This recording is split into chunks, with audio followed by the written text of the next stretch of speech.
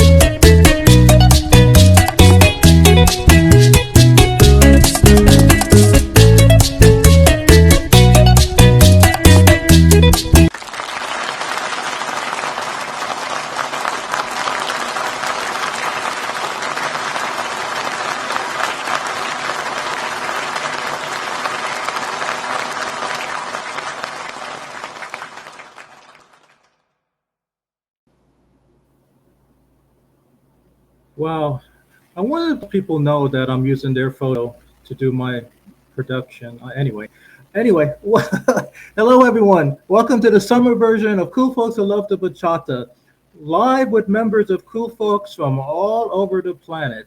This summer, members of Cool Folks have the opportunity to speak about their events, tell you guys a little bit more about them, their career journey, advice they have for children, suggestions they have for organizers, and much, much, much more.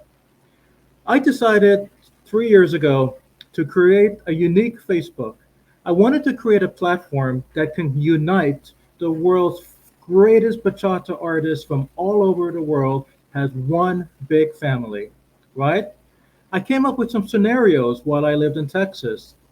Number one, cool man who loves the bachata. Now, then a lot of ladies are coming up to me and say, "What about us?" Okay. Scenario number two, cool women who love the bachata. Social media got on my back and said I'm being biased.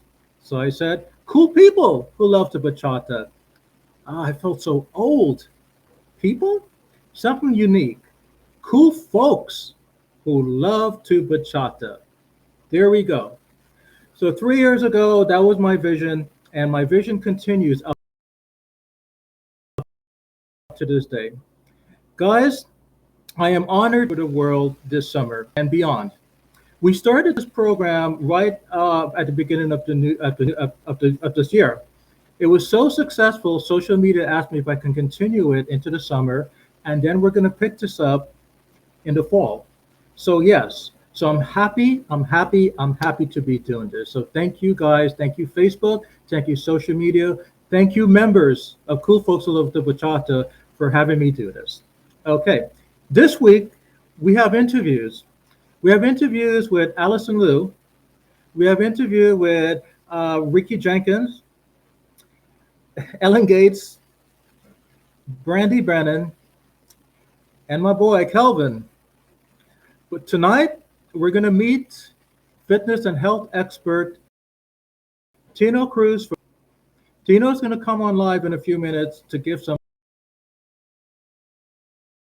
advice to the dance world and how to better stay in shape. Before I bring Tino out, I am blessed to have Jorge Charun to come live with us in Miami. 3 years ago, for the first time at his Bachatiendo festival when I lived in Miami. You know, it's kind of funny, guys.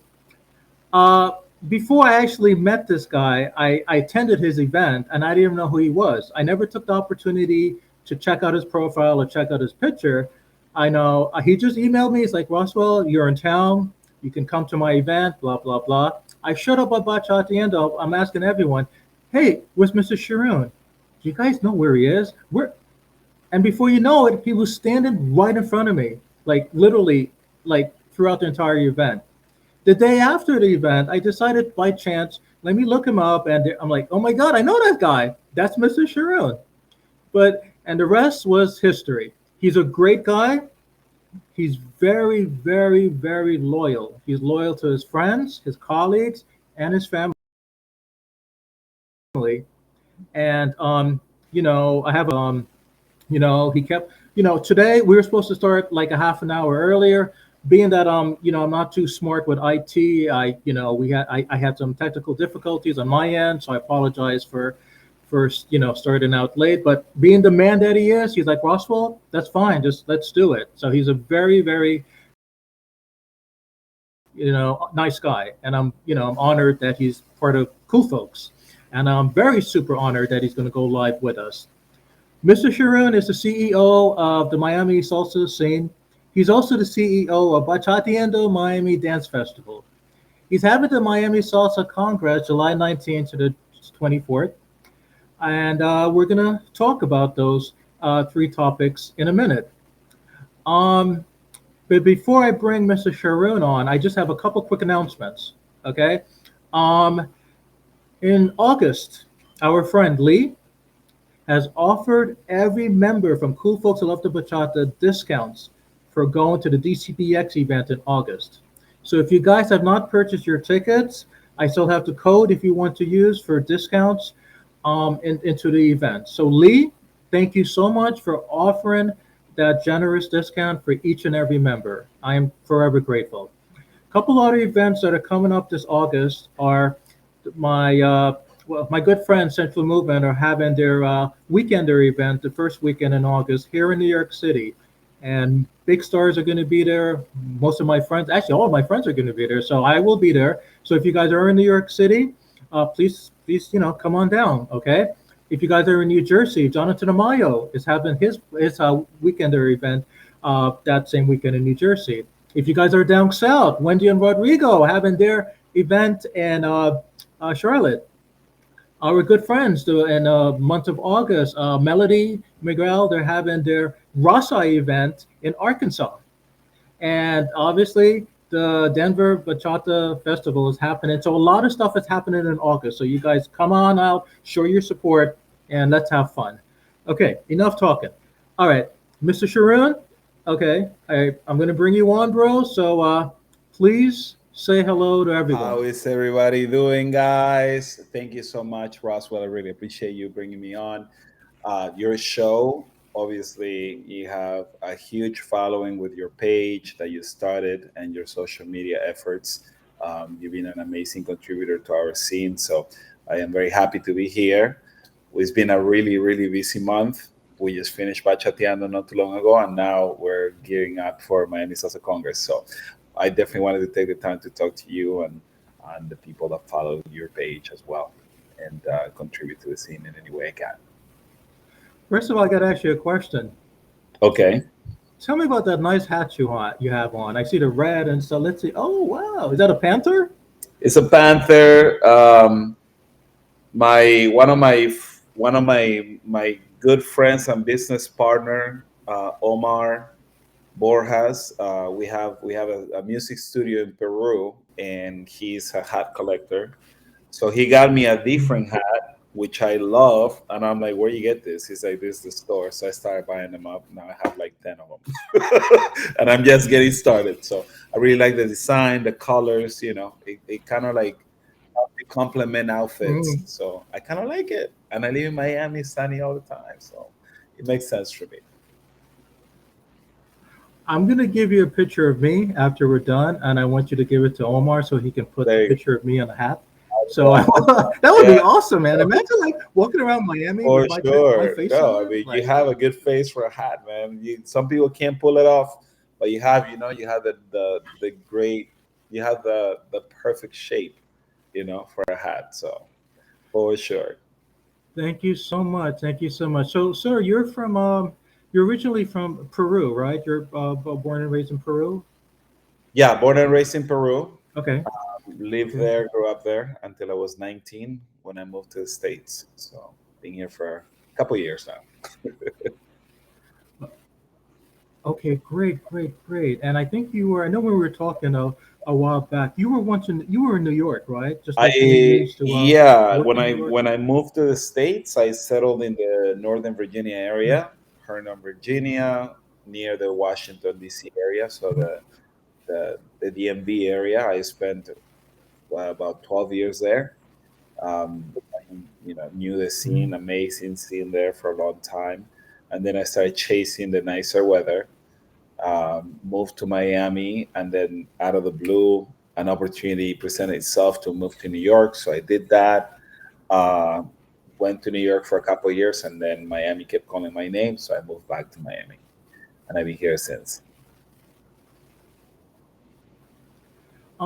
I missed the weather in Miami. I think when I first met you, it was like I think it was like was it like 3 years ago, going on to four. I was in New York doing the COVID stuff, and doing that COVID Great. stuff, everything was shut down Yeah, and people were isolated. So I just, I said I can't take this crap anymore. I can't talk to people, I can't dance. I just packed up, decided to drive on down to Miami for the first time. I didn't know where I was going. I just did Airbnb. I said I'll find a job and whatever. I didn't even know they were dancing in Miami. And then I found you guys and all your friends and everyone's like, Russell, come here, come there, come here. And before you know it, I stayed in Miami for a while. So I missed not only the warm weather, Mr. Sharoon, but I missed the hospitality. Everyone in Miami, and not only the people in the dance scene, everyone, they were very nice to me. Everyone was very like, if you need any advice or anything or places to go or places to stay or it was I'm not used to that because I come from up here like a city boy. People don't really they don't I mean they give advice and suggestions and if they see you yeah, struggle like whatever, but Miami and stuff and I didn't expect that because I thought Miami back in the days everything was like rush here, but to make a long story short, I missed the weather, yes, the warm weather, but I also missed the people. I missed that, and I made a lot of friends. Your friends, and your friends' friends, and friends' friends. So that's what I miss. In addition to the hot weather, you yeah.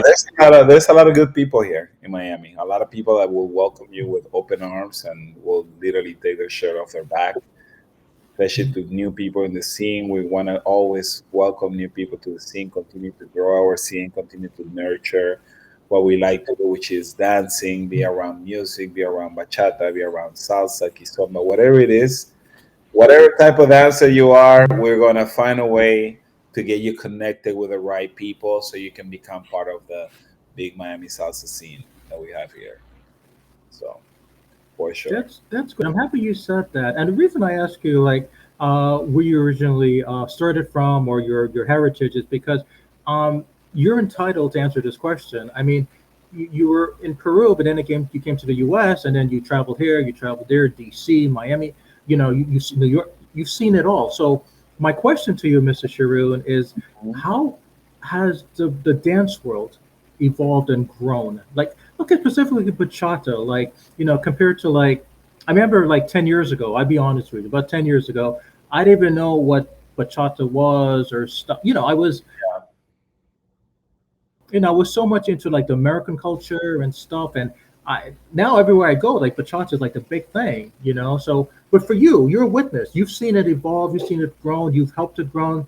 So, I mean, can you let us know, like, what's your view and how do you feel that that how the bachata era is growing? The Like, how growth do you that I feel it? have seen with bachata is impressive. It's beyond impressive because a lot of people don't know the history of bachata. They just listen to the music and they love it, but they haven't taken the time to learn more about it. But bachata started out as the kind of music that in Dominican Republic only basically the low class, very poor people would listen to. So anybody else that wasn't that, which was a big part of the population of the Dominican Republic, said, "Hey, you don't listen to that. You didn't want your kids listening to that because that's what people that what got drunk would listen to. It was very, sad music about, my wife left me for my best friend kind of stuff." So it wasn't. You only heard that in bars and in brothels and stuff like that, which is crazy because when you think about it, you're like, they used to listen to Romeo. Well, back then there was no Romeo. Romeo wasn't even born, probably. So what happened with bachata is it started to become a little more and more extreme. And then one day, a guy by the name of Juan Luis Guerra came up with this very popular commercial style album, you know. Um, and then his music kind of like put bachata on the map. But then it wasn't until Aventura came on that it really exploded. And Aventura is basically a bunch of Dominican young kids that were in high school that got together, they had a band, and then they decided to make it more sexy, more urban, more to the younger generation.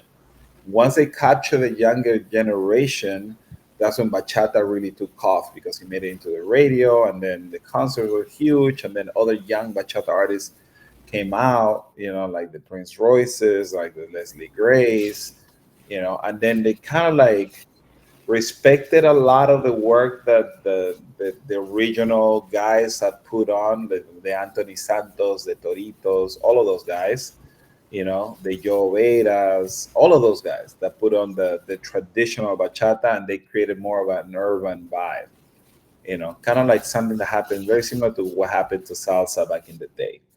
So I don't know if some people know the history, but that's kind of like the way bachata evolved. So it's amazing to see how it's made it from being bars and brothels to now is like there's congresses and festivals all over the world every single weekend dedicated to the genre of bachata. You know, so it's beautiful to see that. Yeah, that's great that you said that.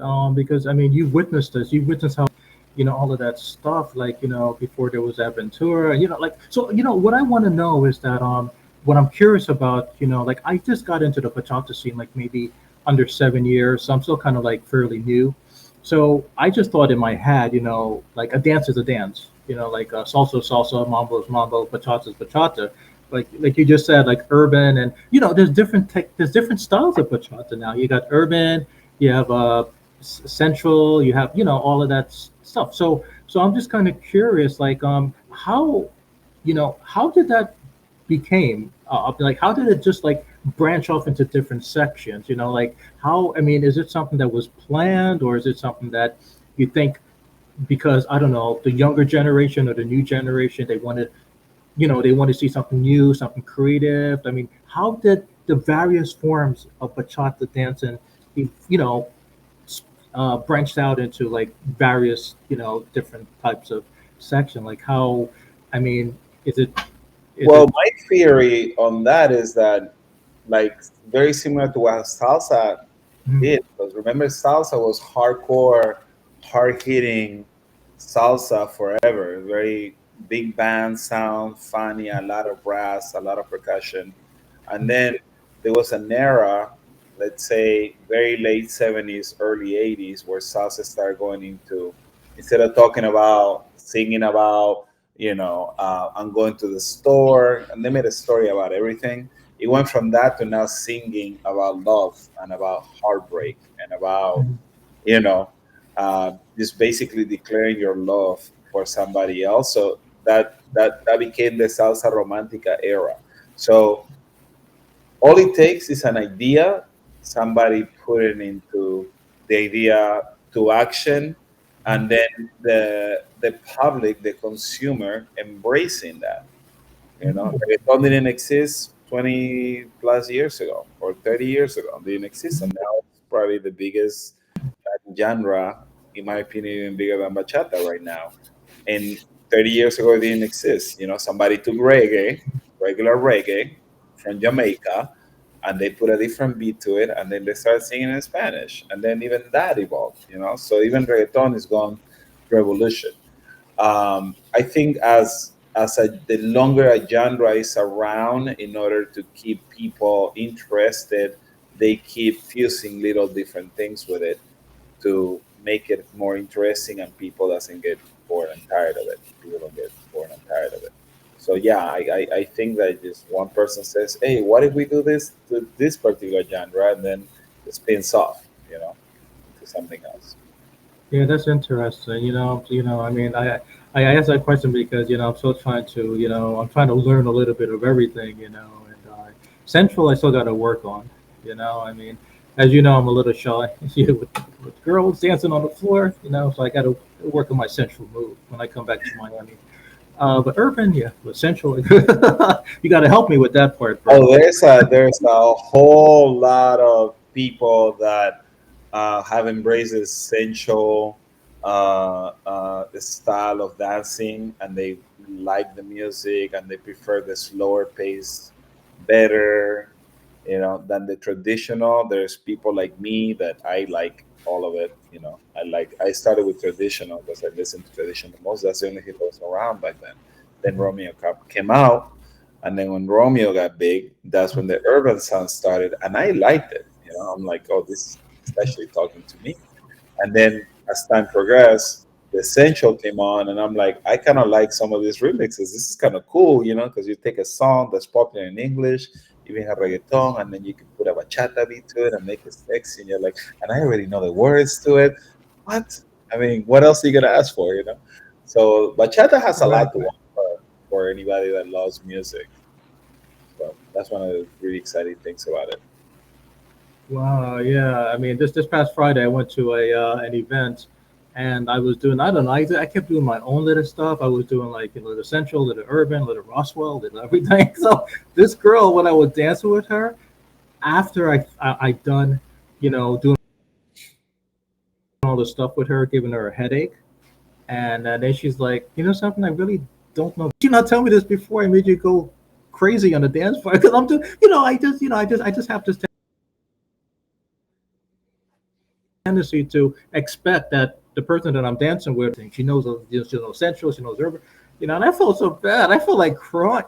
I feel like going. I feel like putting myself in jail because I felt like, how could I be so stupid? I should have, kept into the back of my head, that not everyone, is thinking the way that I am. Not everyone knows there's different levels and blah. And me, I'm mixing everything up, all the bachata moves, on her, and then she's like, that's well, we got to do this again, but just give me like a minute to breathe. I'm like, sure, but yeah, I need to like really, and most of us, when we go to these socials, we need to keep in mind that not every bachata social or every song is the same. We have to be a little bit more professional, be a little bit more mindful that it's up to date with that type of that type of style, and we need to keep that in mind. Especially the gentleman, because that's about respect, Mr. Sharoon.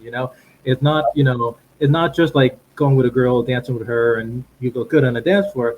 It's that, but letting her know that, okay, are you okay with this? You know, Yeah. instead of just, come on, let's do it. Let's just look good. Oh So, yeah.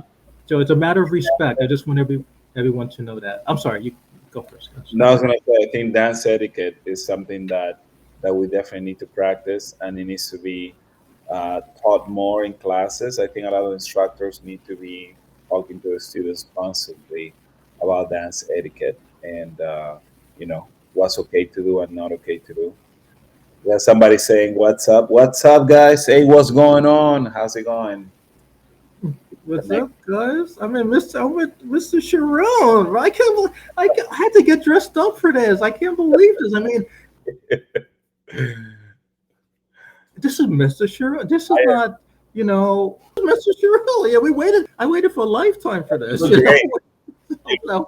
You look great. Now I feel bad because I had to make a quick run to the mall because as you know, the Miami Salsa Congress is this week, and I'm like, you know what? I want to get some nice fresh looks. So I went to the mall, spent a couple hours there. I was happy with what I found. So you will see this weekend, you know. So I'm excited. I'm excited about the fits that I found. Bro, you are a okay. Now this week a lot of stuff is going on, and this is another reason I wanted to thank you for going live with me. Like guy, you keep your promise. You're very loyal, even though you have a lot going on. The Miami Salsa Congress is here. You still manage to go live with me. So let me ask you a weird question. Being that I'm not an organizer, I'm just kind of curious. When you plan something like that, that's not just that's not like an overnight thing or a 1 day thing. That's like the Miami Salsa Congress. So it's not only like salsa but bachata and everything, and you have to put your marketing stuff in advance. You have to get your guests here from like overseas and all over the world. The hotel got to be set. The platforms got to be prepared. The DJ, it's a lot of preparation, sir. And that's one thing I respect about you and every organizer that I meet, because you guys, know about time management. You guys are very dedicated. And you guys, no matter if it's rain or shine, shine or rain, it has to happen. You know what I'm We saying? have people coming So, from all so over. how much yeah. So how much time and effort? I know it's a weird question I'm asking you, but how much time and effort has been dedicated to make the July 19th to the 24th event possible? Um, we've been putting in work for the last 8 months in preparation to this event. And it starts a little bit lighter, but it seems lighter now because when you do it every year, you can already have uh, Mhm. certain automatations in place where you have a team that you can activate and you can get somebody to get to get going with something. You kind of like become more of the quarterback rather than the running back. You're no longer grabbing the football and running with it. You're more like the quarterback. You start distributing and making sure every player is playing their role. So I'm very fortunate to have a team in place that is very knowledgeable and very helpful, and um, they are very, very capable. So I want to say, I hate to brag, but I want to say we probably have the best team in the industry. Okay. Okay. I have Renee Gates working with me. I have Marilena Martinez. I have an amazing media team. I don't know if you've seen the social media and the promo for Miami Salsa Congress and Bachateando. And we always get a lot of compliments on the graphics and the promo. So it just makes my life a lot easier. But it is a lot of work, a lot of time, a lot of money, but it gives me a lot of joy to know that we can provide a quality event with quality artists and a lineup that's really hard to match, and we can bring them to the states. A lot of them are already here, and a lot of them will bring from overseas, and it's not just one or two artists. It's literally a large lineup of big names that we bring here for our community to enjoy and learn from and be around. And it really elevates their dancing, their way of thinking. They get a chance to sit them down and pick their brain and take their not only their dancing to the next level, but if you're an instructor, you start you learn from them, you start to think like them. And it's a very contagious situation where you can take whatever your business is around dancing to the next level. Okay. That's interesting. You know what I'm thinking in my head is that this COVID stuff has made things a little bit more challenging for everyone. Not only for dancers, but organizers as well. Like especially like in let's say you have most of the guests are from I don't know from Europe or Spain or Australia or whatever. Yeah. I mean I think COVID restrictions are kind of over. I think things are settled down now. But I'm just curious, how has the COVID pandemic made things a little bit more challenging for not just talking about like these people can't come over here because of the sickness, but what if I mean are there like custom codes, are there like certain things that they need to follow, or there certain like legal restrictions, I mean do they still need to have proof that they're vaccinated, or what happens if the night before you get a phone call, Mr. Sharon, from Spain or Australia or Japan or whatever, saying, "Guess what, bro? Not working out. I can't miss a flight or whatever." But what do you? This is what makes an organizer, man. What do you do when stuff, the unexpected, happen? What? How do you Well, manage that? How do you manage that? well, what one of my personal policies in dealing with small fires or emergencies or things that are unexpected to either something that has to do with the organizational end of the Congress or that has to do with the attendee. You just kind of have to, you know, put yourself in their shoes, listen to what they're saying to you, and Mhm. then just kind of like remain calm and try to make a decision that makes sense. Something that will, because at the end of the day, it's not just about money. These people being loyal to you, like coming to your Congress every year after year. A lot of them come every year, and things will happen. And they show if they have shown you your support by wanting to come to the event and they have a valid reason why they can't come, then there's definitely something that you need to take into consideration when making a decision on what you're going to do. Of course, we have like no refund policies and things like that. We have like a ticket policy we're very strict with, but for the most part, we give people a lot of opportunities to arrange for the tickets to be transfers or things like that in case they can't make it or they have an emergency.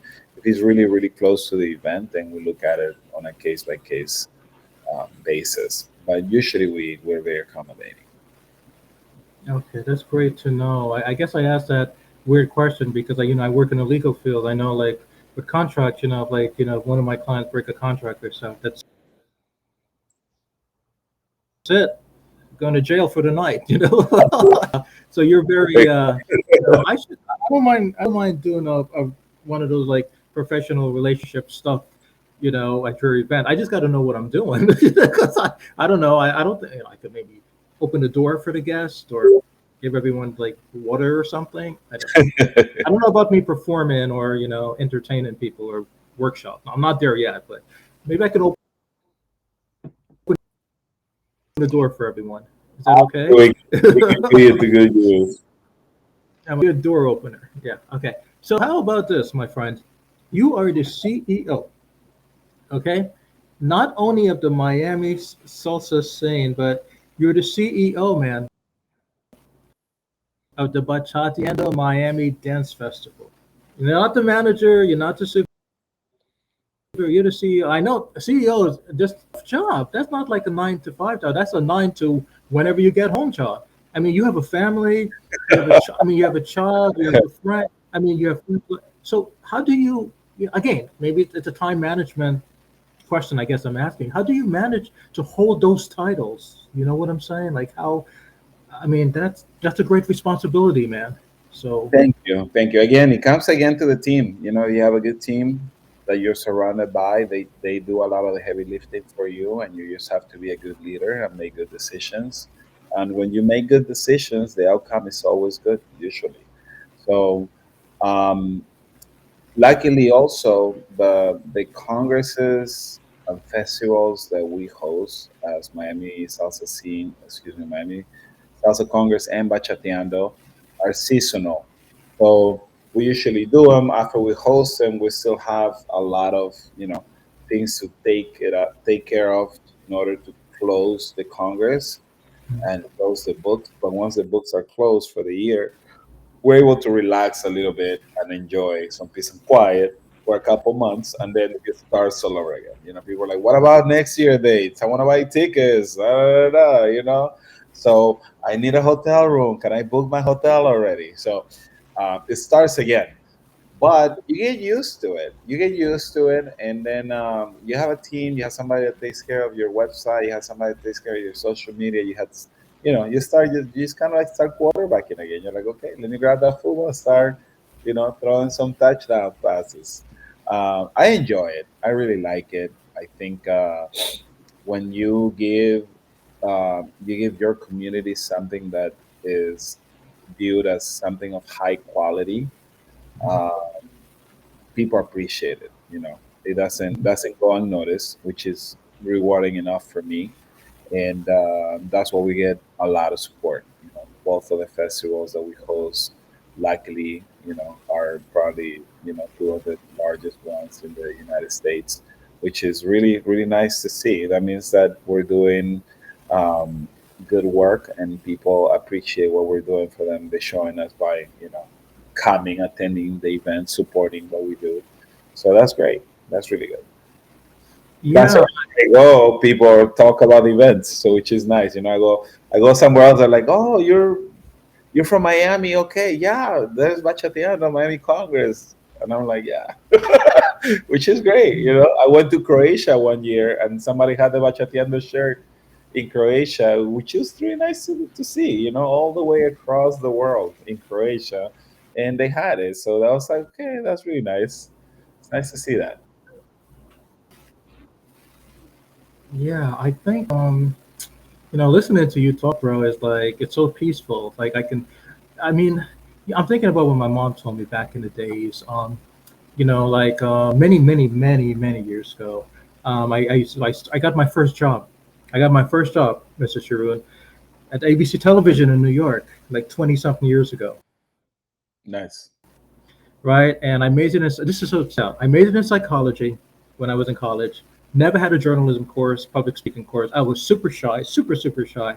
I was afraid to even say hello to anyone. And there I am, working at ABC Television studio as my first job. The cameras are right there, the celebrities are in front of me, the directors are. And I said, oh God, how did this happen? To get a job there, you have to be journalism major, know somebody in the business. Me, I don't know anyone. I'm super shy. My family, they didn't know people from the bakery. They don't know big shot people. We were like a small little family. So, and I remember my dad was totally against it. Before my dad got Alzheimer's, you know, my dad used to be like, "Son, I don't want you to suffer like me when I was young. You know, you're gonna go to college whether you like it or not. You're gonna get a master's, do a PhD stuff. I don't want to hear about acting and dancing and all that BS. All right, or you're.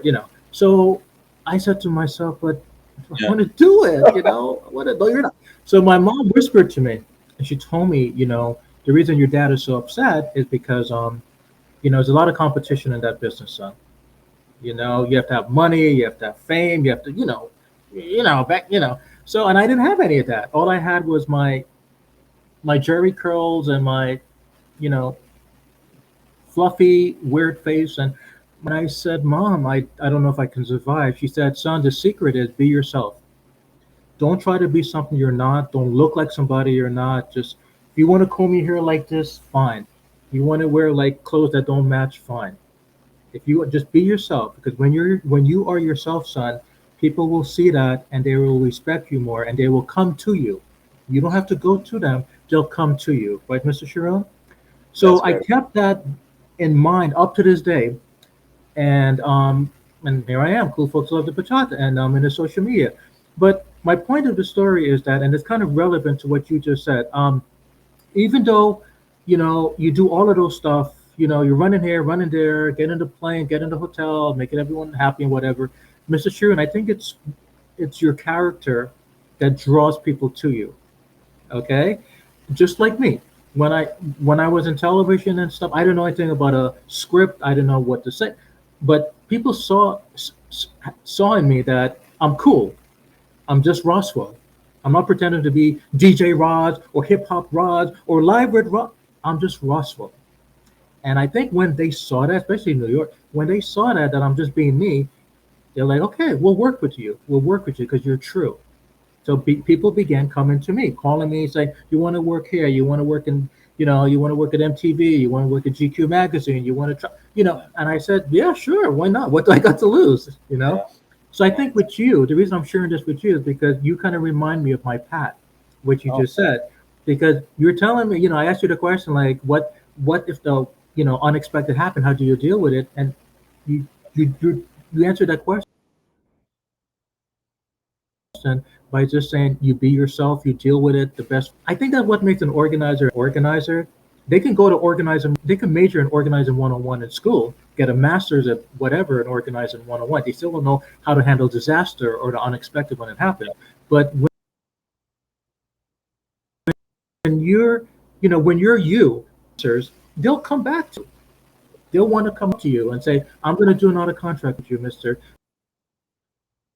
Charun. We're going to come back, COVID or no COVID, money or no money. You're cool. So I just wanted to share that for the record. My point, everyone, what I'm trying to say is that, especially for the children, when you are you guys, okay, then there's no competition. Yes, you have to be a certain look, you have to be a certain style, you have to talk, you have to know what a script is, a monologue, you have to take dance class. But when you are you, things are so much easier in life, in the media and the social media and stuff. So that's all I wanted to say, So, Mr. Sharon, I didn't mean to take this interview in a different direction. It's just that based upon what you said, I was just thinking about, my journey and how, how being me helped me to be me here right now. Oh, I love it. I love it. I think that sharing a little bit of who we are and why we are the way we are with the listeners is important because that's how people relate to you and they know that they're doing things the right way, or maybe they need to work a little bit on something. We all need something to work on. That's why I read a lot of books. I always try to be a better man, a better partner, um, for my girl. I try to be a better dancer. I try to be a better friend. I try to be a better promoter. I'm always working on doing what I do, try to do it better, not just for my benefit, but for the benefit of the community. And I know it sounds a lot of cliche because a lot of people talk about the community, but you know, you have to look at if you can look behind you and you see that you have built a lot in the years that you've been part of the community, then that's how you know that you've been doing things right. You know. So I've been trying my best since I moved here from New York 15 years ago to build the community in Miami. Little by little, brick by brick, welcome a lot of the new people. Stay away from drama. Just do things the right way. Be loyal. Don't stab people in the back. Pay everybody on time. Take care of people as they take care of you. Welcome everybody into the scene, not just the cool kids, not just the good-looking people, not just what I'm saying. Mhm. It's a family. It should be a family. It should be a place where we all come to enjoy the same thing. We have something in common that we enjoy, which is dance. And it's crazy because a lot of people go to these networking meetings and they fly across the country to go to this conference and whatever. When we have our community of dancers, that's the biggest networking place that you can find, really. And for the most part, as far as I understand, it's basically free. A lot of the Yeah. parties are free. A lot of hanging out is free. You never know. You may be dancing with like the best lawyer in the country, and you're dancing with that person. Or you may be, dancing with an athlete or a doctor that could probably help your child with that uh, illness that nobody's been able to figure out what's wrong with her. I mean, you never know. It's just be kind to everybody in the scene. Don't take advantage of people. Don't go in the scene for the wrong reasons. A lot of people go in there because they want to meet people and they want to date and they want to dance with hot chicks, but they should be able to see way beyond that. The people that come into the scene with those intentions only, eventually they get filtered out because that's not what we're about. It's great if you meet somebody great in the scene. We all want to meet cool people and make new friends and maybe find somebody cool to spend time with. But we should always look at the big picture. That everybody's there for the same. Nobody owns the scene. It's a shared space, and we should be kind to each other in the scene for sure. Yeah, definitely. Kind to one another. Yeah, definitely. It makes me think that, this is a good time to ask you my famous Roswell question about support, Uh-huh. right?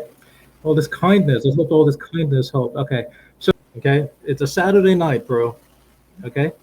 So you have like uh, five amigos. Okay. Yeah. Eduardo, Hmm. Juanita, me. Okay. Five amigos. Okay. Famous, right?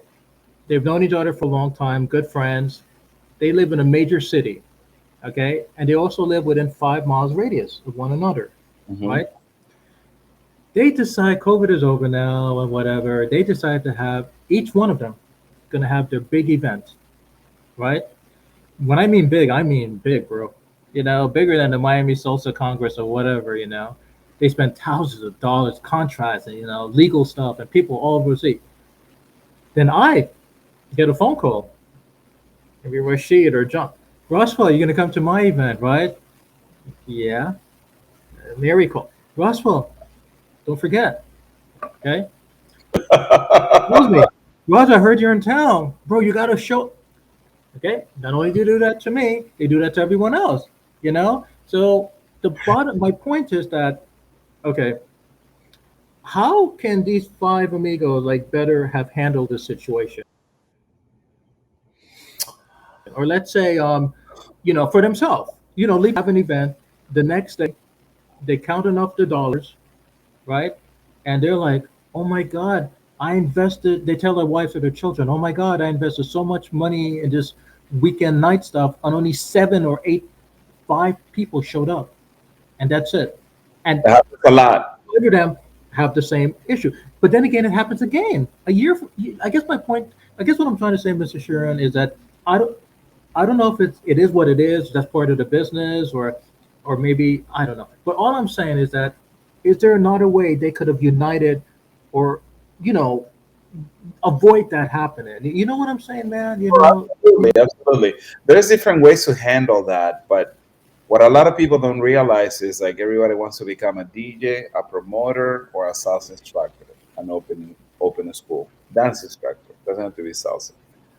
They want to open a school, but a lot of people don't realize that it is a business or a job, just like any business or job out there. You need to first do the market research. Is there a need for another promoter? Is there a need for another party in your scene? Is there really a need for more instructors in your scene? So, um, if there's no need, then you shouldn't do it. I think because it's only going to make the scene weaker. It's actually going to weaken your scene instead of making it stronger. Because let's say if you live in a city and there's three parties, and each one of those three parties on Saturday night, there's 500 people in each one of them, and a lot of people are like, it's just these places are too small, we can't feed everybody, there's a lot of people can't even walk in the party, it's just too uncomfortable, then it makes sense. But Yeah. if in that same city there's three parties on Saturday night and all three parties have 7 or 8 people or 10 people, 12 people, 14, but the parties are really weak and the scene is very small, then there's no need for another scene. So I think that the people doing the organizing should first look at it and say, is there really a need? You know, and if they feel like there's a need, then they should talk amongst each other and then try to figure out if they should combine forces and do it together, or maybe do it in different nights. You know, what I see a lot is like the people that own the school, the instructor wants to be the DJ, wants to be the promoter, and wants to host the party as well, but he wants to do it all, you know, and ends up being mediocre at all of it. If you want to be an instructor, be an instructor. You know, if you want to have a salsa school or a bachata school, then have a bachata school.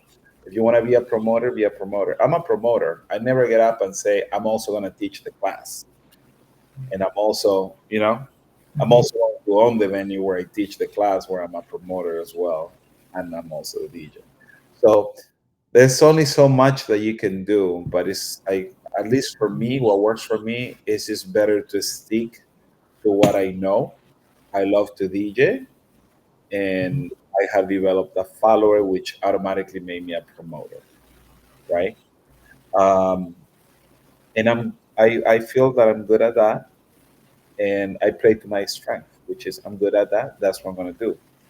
People ask me to be, hey, join our dance team. I'm like, I like social dancing, but I'm not. I don't see myself being this big instructor teaching around the world. I already found my calling, which is, DJing is what I love. I love to be in the DJ booth. I love to promote. I don't need to go past that.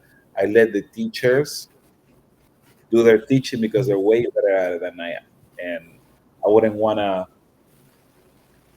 exactly for what? I mean, I'm already doing my part of the community, you know. I'm already, I think, influencing the community in a positive way by bringing in good music, by bringing in, good events, quality events. So the community should always be working together. Promoters should hire the schools to come in and teach other venues so the schools get more exposure. And when the schools get more exposure, they bring more students into the scene, new students, which in turn will feed the community with more parties. You know, some people just want to come in without doing any work whatsoever and reap the benefits of the hard work that other people have put in. Like, for example, just to close this up, sometimes a student is been taking classes at a big school for 6 months. They barely know the basics, or they know the basics and they know a couple term patterns, and now they want to open their own school without knowing anything about owning a school, without doing the market research, without learning a syllabus, without learning proper technique on how to teach, because they're doing it based out of ego and greed alone. So they opened their own school, and instead of going out to find new students to help the scene grow, they try to take the students from the school that they just came from. So that's the mentality, I think, that needs to change in the scene in order for the scene to grow and go to the next level. So, But how can that change? Though? Like, what's the first? I mean, I don't think it'll happen overnight, man. I mean, I mean, like, how can that actually how can that actually begin? Like, you're in Miami, that's a good example. Like, how can, you help that not make it, but how can you help that to begin that process of change? I think before starting or going into either teaching, becoming a promoter, becoming a DJ, first find out if there's a need for more DJs, more promoters in your scene. If there's a need, do it. If there's no need, then maybe you shouldn't do it. Um, if you really love to do it, then do your homework. If you want to be a DJ, then you have to get yourself enough music, enough music, to be a DJ. You have to get yourself the right equipment, and then find out if you can actually develop a following and bring more people into the scene. Not just say, let me compete with this guy. Same with the school. Are you good enough that people want to learn from you? That not just the person that has no idea what dancing is, but talking about other people already know how to dance, so they look up to you as a dancer. Do you have good leadership skills? Do you know how to communicate with people?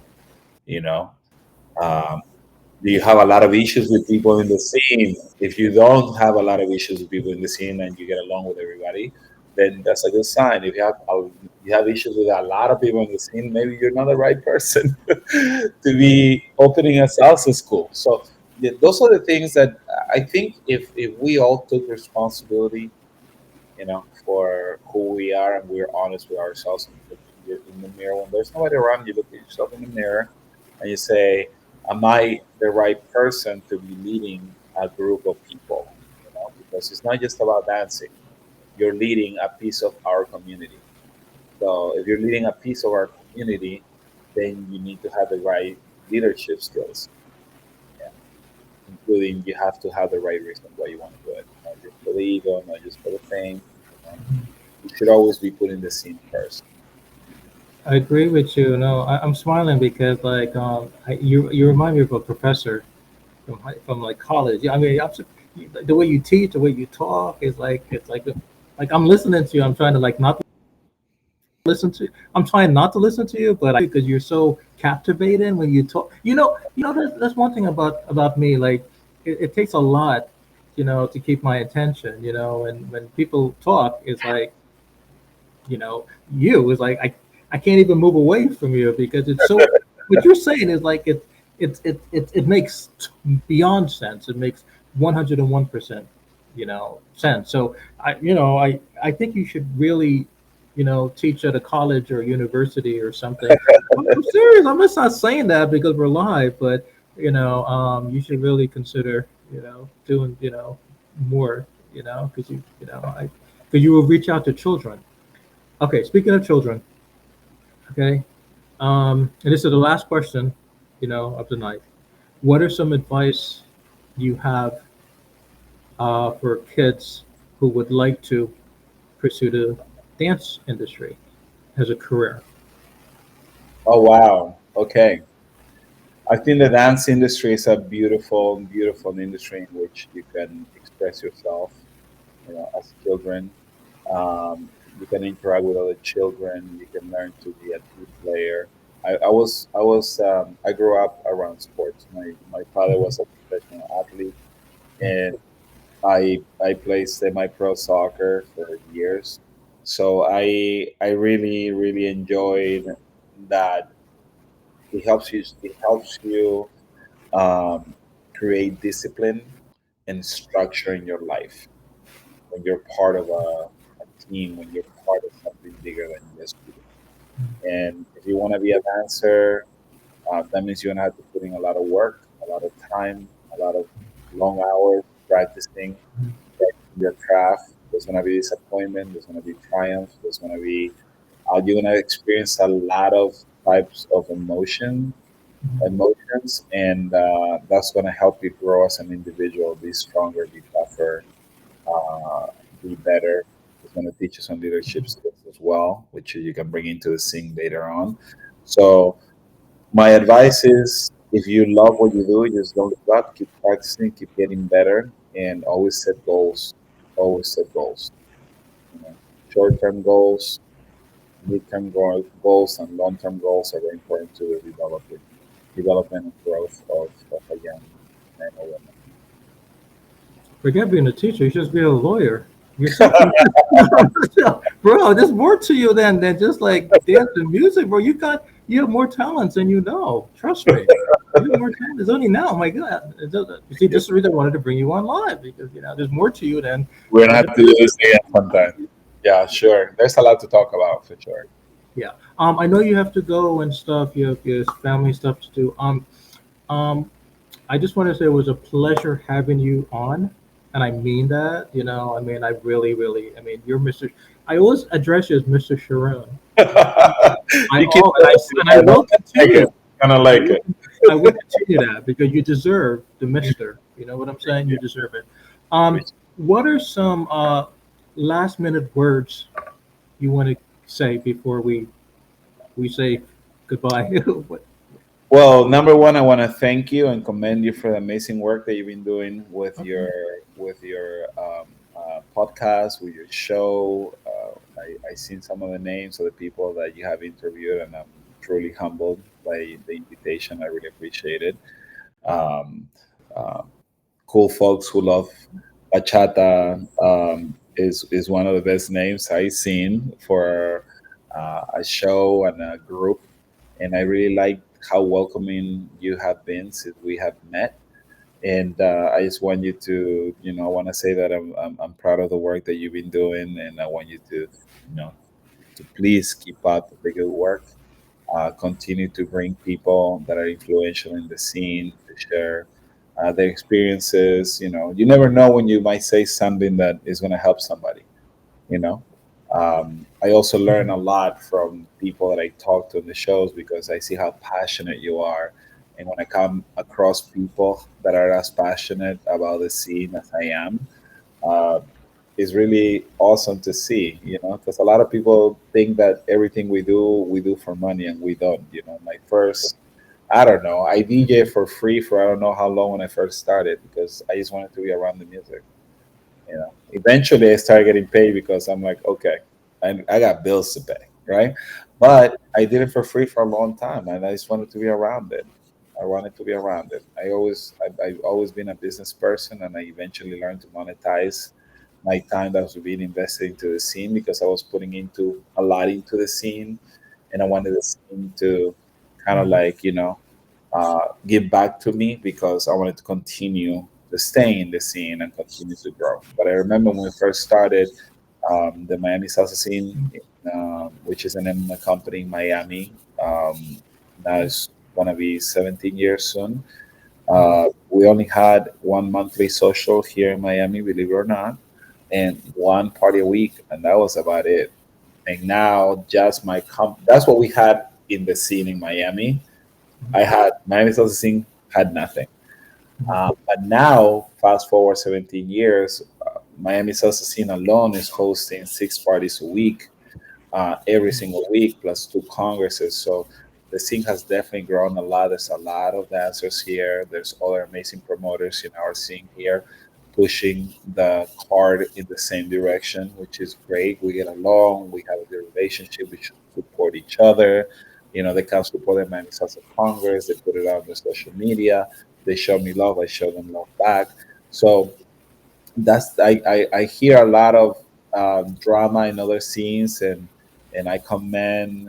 Um, I don't comment. I call on the other promoters in the other scenes around the country to try to work on their differences and try to, look for the for resolution for the better of the scene. For the for we want the scene to grow. My one thing that I've been saying for years, and some people may get it or may not get it. If you're an influential person in the scene, wherever you live, whether you own a school, you're a DJ, you're a promoter, you're an instructor, whatever that you are, what is going to be your legacy the day that you're gone?